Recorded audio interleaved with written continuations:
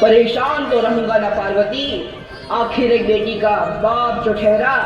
पार्वती, अब उसके हाथ पीले करने का समय आ गया है। पर हमारी आनंदी तो अभी सिर्फ 9 साल की है।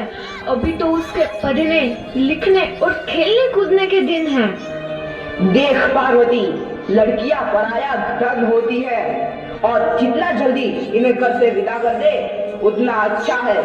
कल से आनंद की पढ़ाई लिखाई बंद। पर बाबू, इसमें मेरी क्या गलती है? आप मुझे पढ़ाई करने क्यों नहीं देते? तेरी गलती है कि तू एक लड़की है। लड़का होती तो क्या बाबू? लड़का होती तो क्या? ऐ लड़की, ज्यादा जबान ना चला, नहीं तो जबान हलक से खींचकर बाहर निकाल दूंगा। बाबू, मैं पढ़ लिख कर कुछ बनना चाहती हूँ। मेरी पढ़ाई ना रोको बाबू। आनंदी, तुझे पढ़ना है तो पढ़, लेकिन सारी उम्र बाप की छाती पर यूं बोझ बनकर ना बैठ। पर बापू, अभी तो मेरी उम्र पढ़ाई लिखाई की है। मुझे पढ़ लिख कर डॉक्टर बनना है। पढ़ाई पढ़ाई पढ़ाई, आज तो तेरी किताबों का काम तमाम करके ही छोड़ूंगा। ये ले। नहीं बापू, मत पढ़ो बापू। सॉरी। नहीं बापू, नहीं। बापू, ये तुमने क्या किया? तुमने मेरी इन किताबों को ही नहीं पढ़ा बापू। मेरी किस्मत फाड़ दी, मेरी किस्मत। ये काफी किताबें ना सिर्फ छोरों के हाथ में अच्छी लगती है, लड़कियों के हाथ में तो सिर्फ मेहंदी अच्छी लगती है, मेहंदी। पर बापू, मैं लड़की हूँ तो क्या हुआ? लड़का और लड़की तो हमारी दोनों आंखों के समान होते हैं। चुप कर आनंदी, और यह एहसान मान कि अब तक जिंदा है तू। कहीं बचपन में गला दबाकर मार दिया होता तो यह तेरी बकबक नहीं सुननी पड़ती आज। पर बापू, मुझे चूल्हा जलाना अच्छा ना लगे है। देख छोरी, जितना जल्दी हो तू चूल्हा जलाना सीख ले, उतना ही अच्छा है तेरे लिए। और हाँ, तेरा ब्याह तो होगा, वो भी कल के कल। अगला जीवन है तुम्हारी यही कहानी। आंचल में है दूध और आंखों में है पानी। मुझे माफ कर दे बेटी, तेरे बापों के जिद के आगे मेरी एक न चलेगी। माफ कर दे बेटी, मुझे माफ कर दे। इस प्रकार मात्र 9 वर्ष की छोटी उम्र में आनंदी का विवाह गोपाल राव जोशी से हो गया। बाल विवाह एक सामाजिक कुरीति है और इस कुप्रथा का शिकार होना पड़ा आनंदी को। 5 वर्ष बाद आनंदी 14 साल की हो गई है। उसके घर एक शिशु ने जन्म लिया है। देखते हैं आगे क्या हुआ। देखिए ना, इसे क्या हो गया है? इसका माथा तो अंगार की तरह तप रहा है। इसे तो बहुत तेज बुखार है। आप बिना कुछ भी बोलते हैं, दीजिए मुझे। माधव, जल्दी से वैद्य जी को बुला के लाओ। जी, अभी बुला के लाता हूँ। ये तुम क्या कर रही हो आनंदी? भगवान की विभूति लगा रही हूँ। बस करो आनंदी, ये सब अंधविश्वास है। अरे आप यकीन तो कीजिए, भगवान की कृपा से इसका माथा ठंडा हो रहा है और बुखार भी उतर गया है ना बाबू? देखिए, दीजिए मुझे। उठो बाबू, आंखें खोलो, तुम्हें तुम्हारी माँ बुला रही है। आंखें खोलो, देखिए ना इसे क्या हो गया है। आंखें भी नहीं खोल रहा। आंखें खोलो बेटा। आप चुप क्यों है? आंखें खोलो बेटा, आंखें खोलो। आनंदी, हमारा बेटा कभी आंखें नहीं खोलेगा। नहीं, ऐसा नहीं हो सकता।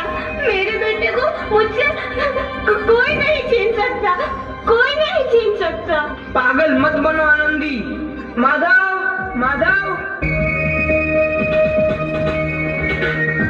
आनंदी, बंद करो ये पागलपन। भगवान ने मेरा बच्चा छीन लिया। भगवान ने नहीं, तुम्हारी अशिक्षा और अंधविश्वास ने तुम्हारा बच्चा छीना है। अगर तुम पढ़ी लिखी होती तो आज हमारा शिशु जीवित होता। तुम अनपढ़ थे आनंदी, अनपढ़। नहीं, अब मैं अनपढ़ नहीं रहूंगी। नहीं रहूंगी मैं अनपढ़। मैं पढ़ूंगी ताकि कल किसी और आनंदी को इलाज के अभाव में अपना बच्चा ना खोना पड़े। शाबाश आनंदी, और यही तुम्हारे अपराध के लिए प्रायश्चित भी है। सबसे बेकार तू है नबी। आनंदी, तुम्हारी 12वीं का परिणाम आ गया है। तुमने पूरे कॉलेज में प्रथम स्थान अर्जित किया है। दिल खुश चाहा तेरी आनंदी, तुम्हारी मेहनत रंग लाई है।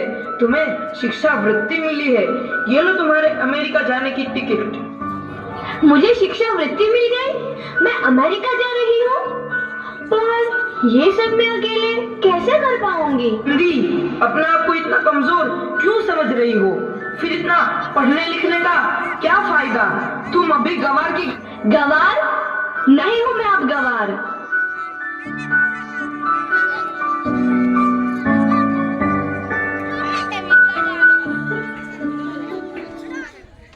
तो इस प्रकार 7 अप्रैल 1883 को आनंदी अमेरिका के पेंसिल्वेनिया के लिए रवाना हुई और 3 साल बाद उन्होंने डॉक्टर ऑफ मेडिसिन की उपाधि प्राप्त कर ली।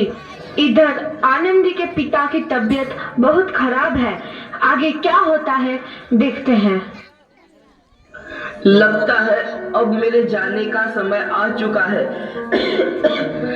अब मैं नहीं बचूंगा। ऐसा मत बोलो।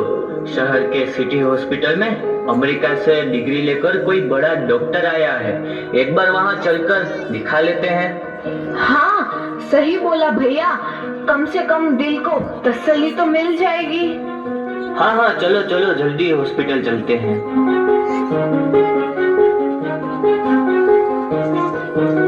इस मरीज की हालत तो बहुत ही खराब है। कोई चमत्कार ही इसे बचा सकता है।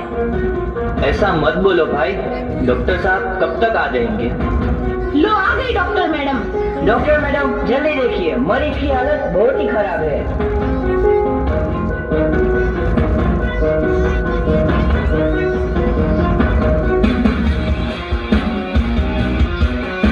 अब आप बिल्कुल ठीक हैं। मौत के मुंह से आपको बचाया है डॉक्टर मैडम ने। डॉक्टर साहब ने मुझे बचा लिया। मुझे मिलना है डॉक्टर साहब से। डॉक्टर साहब नहीं, डॉक्टर मैडम बोलो। डॉक्टर मैडम, उन्होंने ही तुम्हें जीवन दान दिया है। लो आ गई डॉक्टर मैडम, मिल लो उनसे। डॉक्टर मैडम, आपका बहुत बहुत धन्यवाद। आपने मेरी जान बचाई। इसके बदले में मैं गरीब भला आपको क्या दे सकता हूँ? वचन चाहिए मुझे कि कभी ये नहीं कहोगे कि लड़कियां कुछ नहीं कर सकती। वचन? ये कैसा वचन? अरे श्यामलाल, तुमने पहचाना नहीं? तुम्हारी बेटी आनंदी। आनंदी? मेरी बेटी आनंदी डॉक्टर? हाँ बापू, वही आनंदी जिसके लिए बचपन में तूने चूल्हा और दुल्हा के अलावा कुछ नहीं सोचा था।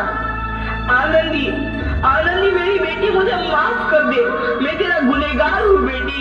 नहीं नहीं बापू, वही आनंदी जिसके हाथ पीले करके तुम उसकी सारी जिंदगी काला कर देना चाहते थे। माफ कर दे मुझे मेरी बच्ची, माफ कर दे। मैं तेरा अपराधी हूँ मेरी बच्ची, माफ कर दे। नहीं बापू, मैंने तो तेरा एहसान चुकाया है। याद है ना अपना एहसान जो बचपन में तुमने मुझ पर किया था? ताने सुना सुना कर जीते जी मार डाला था मुझको। अब बोल, और किस किस को मारेगा? आनंदी बेटी, मुझे माफ कर दे मेरी बच्ची। मैं तेरा गुनहगार हूँ। बापू, आपने ही तो बोला था किताबें सिर्फ बेटों के हाथ में अच्छी लगती है, बेटियों के हाथ में तो सिर्फ मेहंदी। बेटों और बेटियों में फर्क करना तो आंखों में फर्क करने समान है। एक का पढ़ना और दूसरे का ना पढ़ना सामाजिक अंधकार है बापू, सामाजिक अंधकार। उपकार मांगता हूँ मैं तुझ जैसी बेटी का, जिसने सारी उम्र मुझसे कुछ ना मांगा तो सिर्फ बराबरी का दर्जा। वरना सच तो यह है कि मैं तेरी माफी के लायक भी ना हूँ। मुझ जैसा बाप तेरी बराबरी कर सके उसके मैं लायक भी ना हूँ मेरी बेटी, लायक भी ना हूँ। अपने बापू को क्या माफ नहीं करोगी आनंदी? माफ कर दो आनंदी, माफ कर दो। सुबह का भूला यदि शाम को घर लौट आए तो उसे भूला नहीं कहते। बापू। तो इस प्रकार आनंदीबाई जोशी ने अपनी मेहनत और अटूट इरादे से न केवल भारत की पहली महिला डॉक्टर बनी, बल्कि आगे चल के उन लड़कियों के लिए सुनहरा रास्ता दिखा गई जो जीवन में कुछ करना चाहती थी।